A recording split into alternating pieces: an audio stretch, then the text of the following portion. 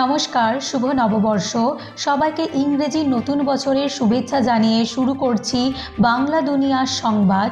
আপনাদের সঙ্গে আমি আছি মানসিতা হাজরা। আজকের হেডলাইন: আসন্ন গঙ্গাসাগর মেলা উপলক্ষে সাংবাদিক সম্মেলন।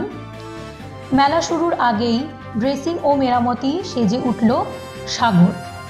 পশ্চিমবঙ্গে রাজ্য দিবস ও রাজ্য সঙ্গীত ঘোষণা হলো।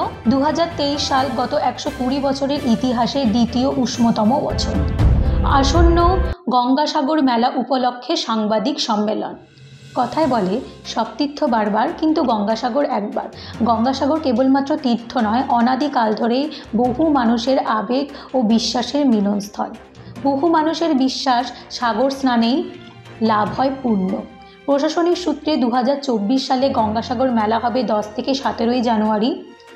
সেই সূত্রে উচ্চ পর্যায়ের বৈঠক ডাকলেন রাজ্য সরকার। প্রত্যেক বছর মকর সংক্রান্তিতে দেশ বিদেশের নানা জায়গার থেকে পুণ্যার্থীদের ভিড় জমে এই গঙ্গাসাগর মেলায়। যাত্রীদের মুড়িগঙ্গা নদী পারাপার, পুণ্য স্নান ও কপিল মুনির মন্দির দর্শন।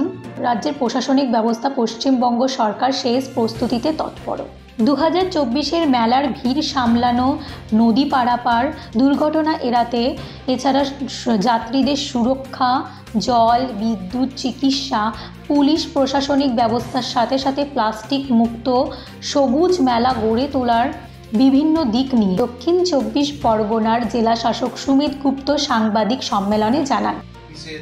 এই মেলাটা হবে, সেখানে কিন্তু পুণ্যার্থীরা, পিলগ্রিমরা সারা দেশ থেকে এই মেলাতে আসেন। আমাদের সাউথ 24 পরগনা জেলা প্রশাসন সঙ্গে রাজ্য সরকারের যতগুলো ডিপার্টমেন্ট রয়েছে, পিডব্লিউডি থেকে শুরু করে PWD, PHE, irrigation, transport, WBTC, police, তারপরে গ্রাম পঞ্চায়েত, পঞ্চায়েত সমিতি, জেলা পরিষদ, অন্যান্য disaster management and civil defence, coast guard, navy, NDRF, তার সঙ্গে বিএসএনএল, অনেক লোকেরই এখানে কোঅর্ডিনেশন থাকে, যেহেতু এত পুণ্যার্থী এখানে। হেলথ ডিপার্টমেন্ট, আমাদের অনেক ডিপার্টমেন্টের এখানে কোঅর্ডিনেটেড এফর্টে এই মেলাটা প্রত্যেক বছরই হয়। অ্যান্ড এই বছর 8 থেকে 17 জানুয়ারিতে হবে। আমাদের পুণ্য স্নান 15 জানুয়ারি 12টা 13 12:13 AM থেকে 16 জানুয়ারি 12টা 13 AM পর্যন্ত এই পুণ্য স্নানের টাইমটা আমাদের রয়েছে। তার সঙ্গে যা প্রিপারেশন রয়েছে সেটা আমি একটু খুব শর্টের আমি বলবো।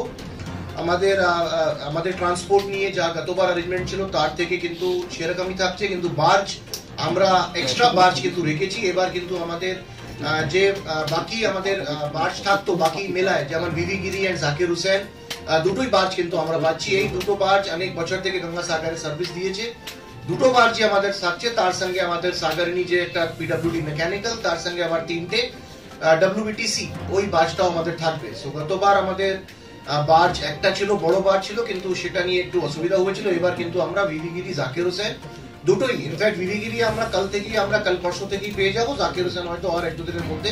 সো আমাদের এই বার্জের প্রবলেমটা অনেকটাই সলভ। বাফার জোন আমরা 2-3টে বাড়িয়েছি, বাফার জোন, আর হয়তো আমরা 2-3টে আরো এক্সট্রা বাড়াবো, যেভাবে মাননীয় মুখ্যমন্ত্রী আমাদেরকে ওখানে মিটিংয়ে 27 তারিখে নির্দেশ। বাকি আমাদের ড্রোন, সিসিটিভি ক্যামেরাজের যা ইউজ থাকে 1150 মতো সিসিটিভি ক্যামেরা, তার সঙ্গে যা ড্রোন, সেটা কিন্তু আমাদের গতবার মতোই থাকছে। ব্যারিকেডিং আমাদের বহুবার জয়েন্ট ভিজিট হয়েছে with police, with irrigation, with PWD, with panchayat. যেখানে আমাদের ব্যারিকেডিং, রাস্তা, মেটেল রোড যা করার আছে, আমাদের পয়েন্ট ইনচার্জ অলরেডি, যেমন আমাদের এডিএম ডেভেলপমেন্ট ভাস্কর পাল, উনি আমাদের কুচুবেড়িয়া পয়েন্ট ইনচার্জ আছেন। উনি আগে মেলার সঙ্গে যুক্ত ছিলেন, ওনার ভালো করেই এই এক্সপিরিয়েন্সটা রয়েছে। উনি ওনার টিম নিয়ে কোন টিম ওখানে থাকবে সেটা নিয়ে ওনার যথেষ্ট এক্সপিরিয়েন্স। তো এবার কুচুবেড়িয়া পয়েন্ট আমাদের কিন্তু এডিএম ডেভেলপমেন্ট, উনি এই পয়েন্টটা সামলাবেন।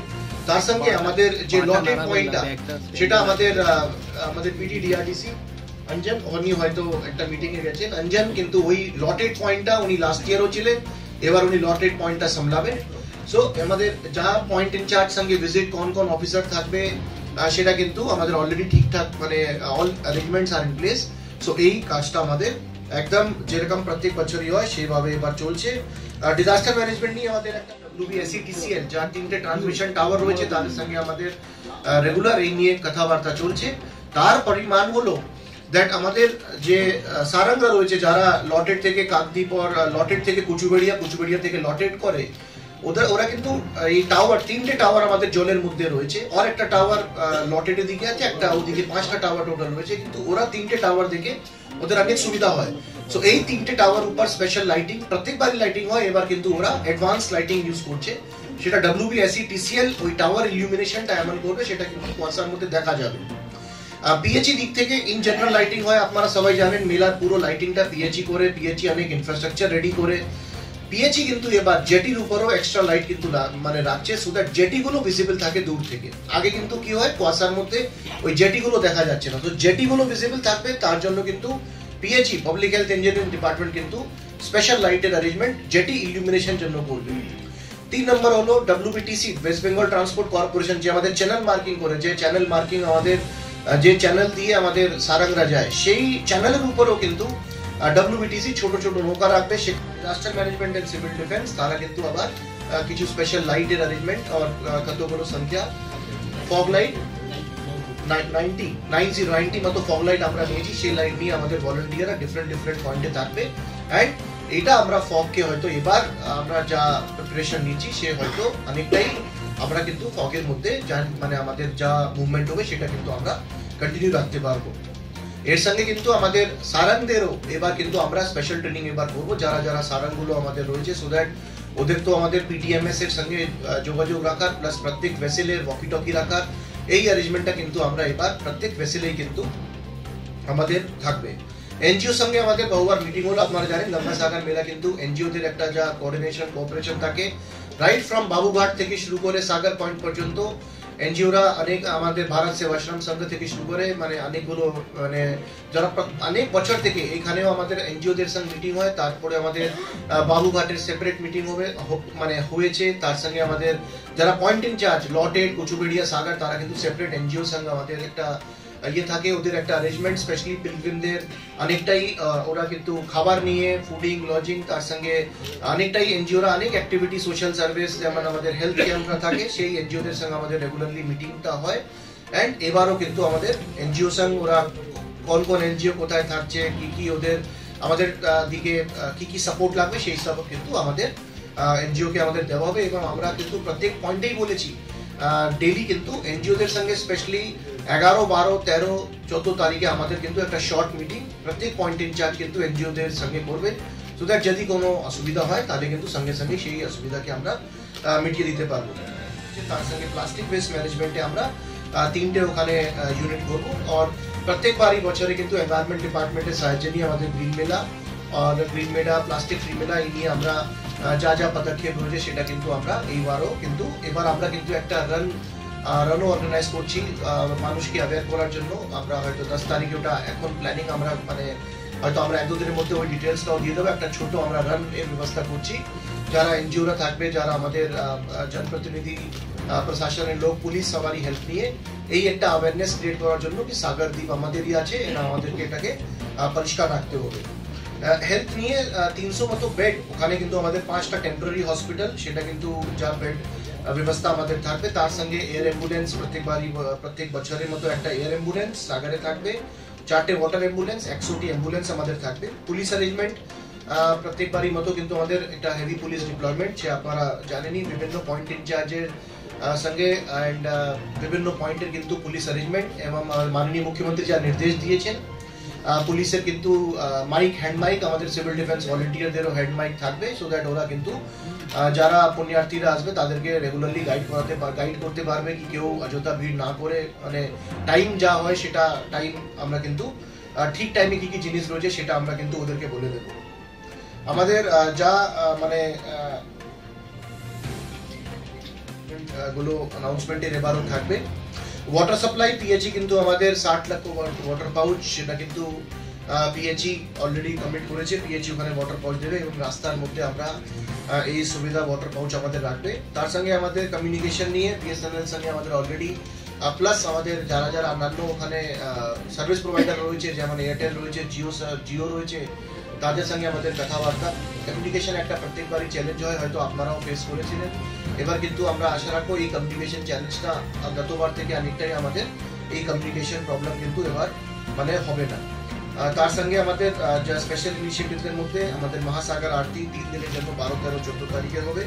এবার কিন্তু আমরা কিউআর কোড ইন্ট্রোডিউস করছি। এই কিউআর কোডে সব ইনফরমেশন কিন্তু কোথায় কোথায় আমাদের কোথায় টয়লেট রয়েছে, কোথায় পিলিয়নদের মানে থাকার ব্যবস্থা রয়েছে, কোথায় লস্ট ইন ফাউন্ড কিয়স্ক রয়েছে, এই সব অ্যারেঞ্জমেন্ট কিন্তু অ্যাট্রাকশন গঙ্গাসাগর মেলা যেমন মহাসাগর আরতি এই সব ইনফরমেশন, সাগর প্রবচন এই সব ইনফরমেশন কিন্তু আমাদের ওই কিউআর কোডের মাধ্যমে থাকবে। জাস্ট মোবাইল থেকে ওরা স্ক্যান করলেই they will get the required information. The app will guide them to the required মানে ওদের যা প্রবলেম রয়েছে। পুশ SMS অ্যালার্ট এবার আমাদের থাকবে। যারা যারা সাগরে থাকবে তাদেরকে যদি কিছু ইম্পর্টেন্ট ইনফরমেশন কিছু আমাদেরকে দিতে হয় তাহলে আমরা কিন্তু পুশ SMS অ্যালার্টের মাধ্যমে কিন্তু আমরা যারা যারা ওই সাগর আইল্যান্ডের মধ্যে রয়েছে তাদের কাছে কিন্তু সেই ইনফরমেশনটা সঙ্গে সঙ্গে পুশ SMS অ্যালার্টের মাধ্যমে যাবে। Mega control room and PTMS আমি বলে দিয়েছি, এটা খুবই ইন্টিগ্রাল পার্ট একটা হয়ে গেছে। স্পেশালি দি মেগা কন্ট্রোল রুম, সেখান থেকে আমাদের কিন্তু 24/7 মানে মাইসেলফ ইনক্লুডিং আমাদের যারা যারা আমাদের মেলা অফিসার প্লাস ADM বাকি সবাই কিন্তু 12, 13, 14 বাকি টাইমও আমরা থাকি কিন্তু 12, 13, 14 হয়তো অ্যাকচুয়ালি আমরা 24/7 ওই মেলা অফিসে আমাদের অনেকটা টিম থাকে। তারা টিম প্রত্যেক CCTV কে মনিটর করে, তার সঙ্গে পয়েন্ট ইনচার্জ সঙ্গে রেগুলারলি আওয়ারলি বেসিসে আমাদের কথাবার্তা চলে, কোথায় ভিড় হয়ে গেছে, কোথায় বাস মুভমেন্ট। আর এবার কিন্তু বাসের ক্ষেত্রে আমরা এই অ্যারেঞ্জমেন্টটা রাখবো। গতবার হয়তো একটা বাসের দিকে আমরা দেখেছিলাম দ্যাট পুণ্যার্থীরা যারা যারা সাগরে আছে তারা কিন্তু ওই সাগরে একটু হেঁটে হেঁটে যাচ্ছে, বাসের একটু ইয়ে ছিল। এবার কিন্তু আমরা ওই বটলনেকটাও মেগা কন্ট্রোল রুমে একটা অ্যারেঞ্জমেন্ট রাখছি, সেটা কিন্তু আমরা ওই বাসগুলোকে মনিটর করতে পারবো যারা সাগর থেকে কুচুবেড়িয়া ওই 30 কিলোমিটারে ট্রাভেল করছে। আমাদের হবে ই দর্শন, ই স্নান আমাদের গতবার মতোই মানে আমাদের থাকছে। তার সঙ্গে ওয়েবসাইট এবং সোশ্যাল মিডিয়া প্ল্যাটফর্ম আমাদের যেভাবে ইউটিউবে এই ফেসবুকে লাইভ এই মানে মেলার অ্যাক্টিভিটিসটা চলবে।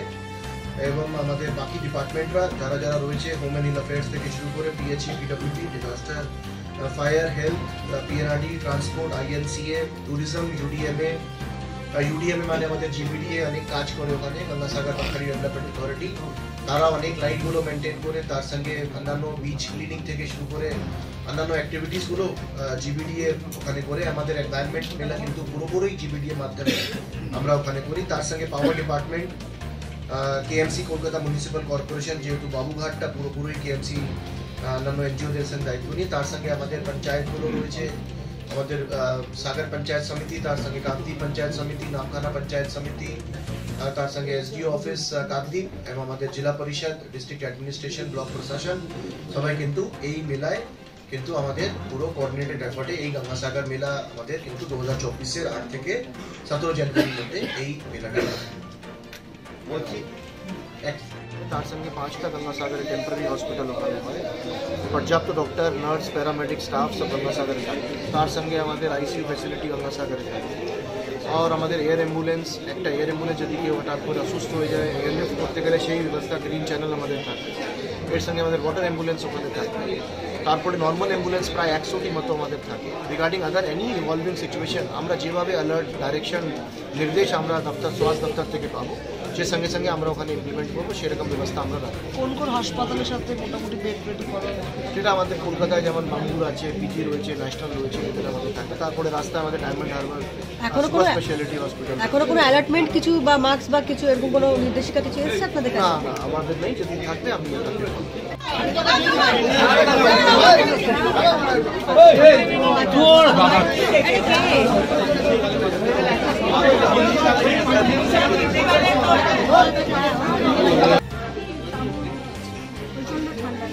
আমাদের তো ক্লোজ থাকে, যা আমাদের যা হ্যান্ডেলগুলো হয় সেসবগুলোই ক্লোজ থাকে, ঠিক থাকে।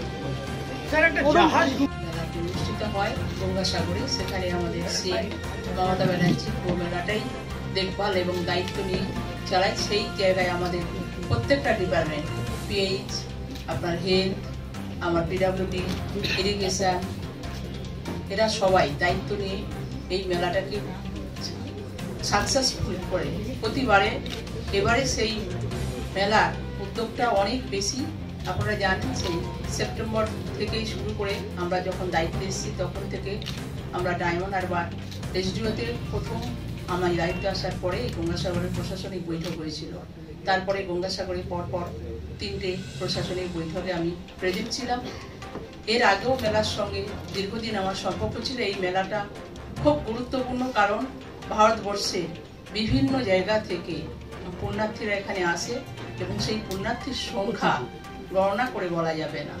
প্রায় 70-80 লাখ মানুষ সেখানে জড়ো হয় এবং আমাদের পুলিশ প্রশাসন থেকে শুরু করে যত লাইট ডিপার্টমেন্ট রয়েছে সবাই এই মেলায় পুণ্যার্থীরা যাতে সঠিকভাবে সুস্থ স্বাভাবিক শরীরে পুণ্য সঞ্চয় করে তারা আবার ফিরে যায় সেই ব্যবস্থা করা হয়।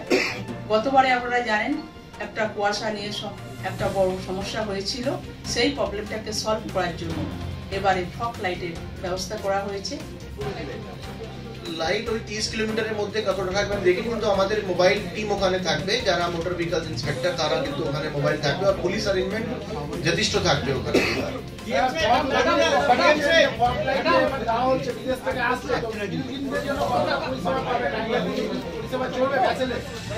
দেখুন, এটা আমাদের তো পুরো অ্যারেঞ্জমেন্টটা থাকছে, পিলগ্রিমদের জন্যই ফগ লাইট আনা হয়েছে, সো দ্যাট এই মুভমেন্টটা চলাচলও বন্ধ না হয়।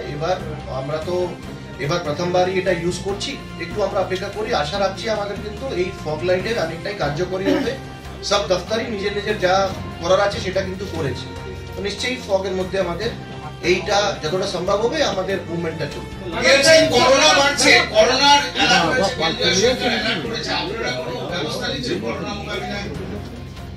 স্বাস্থ্য দপ্তর থেকে আমরা যা গাইডলাইন পাবো সেই গাইডলাইন গুলো আমরা মানবো, সেটা কোনো অসুবিধা নেই। যখনই আমাদের স্বাস্থ্য দপ্তর থেকে কিছু আসবে আমরা ওটাকে মানবো। ইন্স্যুরেন্স কভারেজ 5 লাখ মতোই আছে, সেটা আমাদের মাননীয় মুখ্যমন্ত্রী অ্যানাউন্স অলরেডি ওটা করেছেন। 9 তারিখ থেকে ওটা 17 তারিখ পর্যন্ত for pilgrims, for police, for media, for সবার জন্য কিন্তু 5 লাখের ব্যবস্থা এবার কিন্তু আছে। লাস্ট টাইম কিছু ভেসেল ফেসে গেছিল কুয়াশার জন্য, এবার কি ব্যবস্থা করছে? আর জিপিএস কাজ করছে না, সবই তো বলে দিলাম আপনাকে, এবারও ভেসেল ফেসে গেছে। স্পেশাল নেটওয়ার্কিং ট্র্যাকিং যেটা না, ট্র্যাকিং আমাদের এবার অ্যাকুরেসির জন্য আমরা একটা আলাদা করে ইউজ করছি, আমরা প্রিসিশন দিয়ে পেতে পারি, সারাঙ্গে ট্রেনিং ভালো করে করব। মেলার আগে শুরু হলো ড্রেসিং ও মেরামতি, সেজে উঠল সাগর। আগামী 8 জানুয়ারি থেকে শুরু হচ্ছে 2024 সালের গঙ্গাসাগর মেলা, যা চলবে 17 জানুয়ারি পর্যন্ত। মকর সংক্রান্তির গঙ্গাসাগর মেলায় দেশ বিদেশের নানা জায়গা থেকে লক্ষ লক্ষ পুণ্যার্থী এসে পৌঁছান এই সাগর দ্বীপে। মূল ভূখণ্ড থেকে সেই দ্বীপে পৌঁছানোর অন্যতম মাধ্যম মুড়িগঙ্গা নদী, কিন্তু এই মুড়িগঙ্গা নদীতে সৃষ্টি হয়েছে নতুন চর, যা ভেসেল পরিবহনের অন্তরায়। যাতে সাধারণ মানুষের কোনো রকম অসুবিধা না হয় সেদিকে বেশ নজর রেখে চলেছে পশ্চিমবঙ্গ সরকার। মেলা প্রসঙ্গে এক বিশেষ বৈঠক রাজ্যের মুখ্যমন্ত্রী জানান, পুণ্যার্থীদের যাতায়াতের সুবিধার্থে অতি দ্রুত চরের পলিও বালি সরানোর কথা। ইতিমধ্যে ফারাক্কা থেকে আনা একটি অত্যাধুনিক প্রযুক্তি ড্রেসিং মেশিন, যার কাজ শুরু হয়েছে বলে জানিয়েছেন দক্ষিণ 24 পরগনার জেলা শাসক শ্রী সুমিত গুপ্তা। সুন্দরবন উন্নয়ন মন্ত্রী শ্রী বঙ্কিমচন্দ্র হাসদা জানান, পুণ্যার্থীদের সুবিধার কথা মাথায় রেখে এই ব্যবস্থা নেওয়া হয়েছে। পোলিও বালি ঠিকমতো ড্রেসিং করানো গেলে লো টাইডের সময় ভেসেল পরিষেবা অব্যাহত রাখা সুবিধাজনক হবে। প্রসঙ্গত উল্লেখ্য, গঙ্গাসাগর মেলা চলাকালীন কাকদ্বীপ লট নাম্বার 4 থেকে কচুবেড়িয়া পর্যন্ত দিবারাত্রি ভেসেল পরিষেবা চালু রাখা থাকে যাত্রীদের যাতায়াতের সুবিধার্থে। ড্রেসিংয়ের কাজ সম্পূর্ণভাবে শেষ হলে যাতায়াতের সময় আগের চেয়েও কম লাগবে বলে আশাবাদী দক্ষিণ 24 পরগনার প্রশাসক। এছাড়া জানুয়ারির 1 তারিখের মধ্যে প্রথম পর্যায়ের কাজ সম্পূর্ণ করা হবে এবং আগামী 9 জানুয়ারির মধ্যে বাকি সমস্ত কাজ শেষ করা হবে। এছাড়া জেটগুলি থেকে ভেসেল চলাচল চালু করা যাবে বলে মনে করা হচ্ছে। ইতিমধ্যে পশ্চিমবঙ্গ সেচ দপ্তর কেন্দ্রীয় ড্রেসিং কর্পোরেশনের সাথে একত্রিত হয়ে একটি বিশেষ উদ্যোগ নিয়েছেন এই প্রকল্পকে সামনে রেখে। ড্রেসিংয়ের কাজ সম্পূর্ণরূপে শেষ হওয়ার পর 24 ঘন্টা ভেসেল পরিষেবা চালু রাখা যাবে বলে জানানো হয়েছে সেচ দপ্তরের পক্ষ থেকে। পশ্চিমবঙ্গের রাজ্য দিবস ও রাজ্য সঙ্গীত ঘোষিত হলো। প্রতীক্ষার অবসান। পশ্চিমবঙ্গের গরিমা, সংস্কৃতি, ঐতিহ্যের কথা মাথায় রেখে রাজ্য দিবস ও রাজ্য সঙ্গীত ঘোষণা করার যে পরিকল্পনা সরকারের ছিল তা সরকারিভাবে ঘোষিত হলো। আমাদের রাজ্যের মুখ্য সচিব শ্রী এইচ.কে দ্বিবেদী 30/12/2023 তারিখে তার স্বাক্ষরিত নির্দেশিকায় এমনটি জানান। বাংলা তথা আপামর বাঙালিদের আবেগের দিন পয়লা বৈশাখ। সেই বিশেষ দিনটিকেই বেছে নেওয়া হয়েছে পশ্চিমবঙ্গের রাজ্য দিবস হিসেবে। অন্যদিকে রাজ্য সঙ্গীত হিসেবে বেছে নেওয়া হয়েছে কবিগুরু রবীন্দ্রনাথ ঠাকুরের লেখা অত্যন্ত সুপরিচিত ও সকলের প্রিয় বাংলার মাটি বাংলার জল গানটিকে। গানটির প্রতিটি ছত্রে বাংলা ও বাঙালির জন্য যা কিছু শুভ মঙ্গলময় এবং তারও চূড়ান্ত উৎকর্ষতার প্রার্থনা করা হয়েছে সর্বশক্তিমান ঈশ্বরের কাছে। মুখ্য সচিব তার নির্দেশিকায় আরও জানিয়েছেন যে কোনো সরকারি অনুষ্ঠান বা উৎসবের পূর্বে রাজ্য সঙ্গীত বাধ্যতামূলকভাবে বাজানো হবে এবং কোনো অনুষ্ঠান বা উদযাপনের শেষে জাতীয় সঙ্গীত বাজানো হবে। জাতীয় সঙ্গীত বা রাজ্য সঙ্গীত বাজানোর সময় সমবেত সকলকে উঠে দাঁড়ানোর কথা নির্দেশিকায় বলা হয়েছে। এছাড়া রাজ্য সঙ্গীত বাজানোর সময়সীমা নির্দিষ্ট 1 মিনিট 59 সেকেন্ড। উপস্থিত সকলকে জাতীয় ও রাজ্য সঙ্গীত সমবেতভাবে গাইতে অনুপ্রাণিত করা হয়েছে নির্দেশিকায়। 2023 সাল গত 120 বছরের ইতিহাসে দ্বিতীয় উষ্ণতম বছর। ভারতের আবহাওয়া দপ্তর সোমবার 2023 সালকে ভারতের দ্বিতীয় উষ্ণতম বছর হিসেবে ঘোষণা করেছেন।